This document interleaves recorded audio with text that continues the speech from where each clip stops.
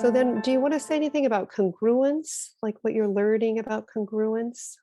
Yeah, I wanted to share a quick clinical example. I was working with someone, and just to kind of highlight, this person has had different experiences of trauma and abuse, and she was highlighting to me her realization, a deep realization that um, she was hearing her no's her whole life, but she never learned to value it. What she learned to value was the family rule of make them happy, uh, submit, placate.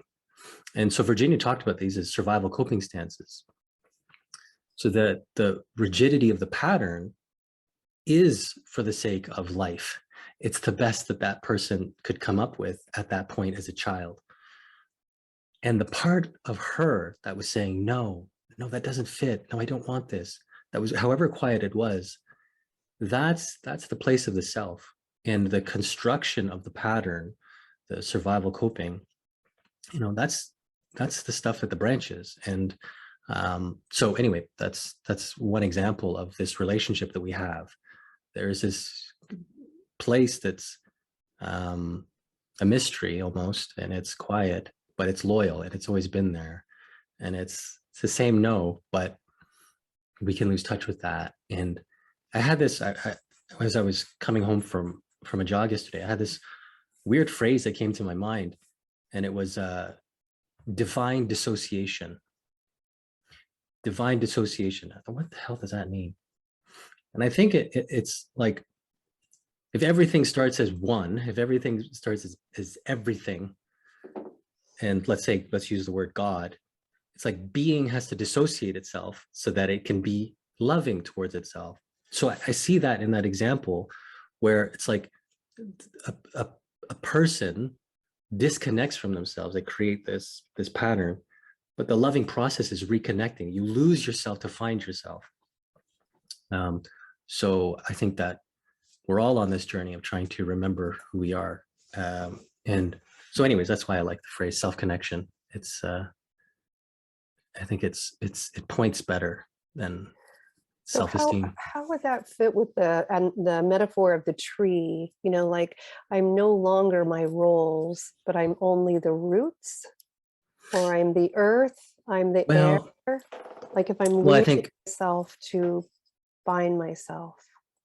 yeah, well, it's like an artist that produces art. Once they release that onto the world, they have to let it go. They can't be attached to it anymore. So that gets into like Buddhist thought about attachment being a very important part of suffering. The human beings, we express things. Let's say we express in our work, or we express through our roles. I want to be a good parent. I want to be a good employee. But the roots remind us of who we really are, and you could think of your roots as your yearnings or your values. And when, or the thing, that the part of you that says no, when it really means no, when Virginia talked about the medallion, your real yeses and your real nos, this wisdom.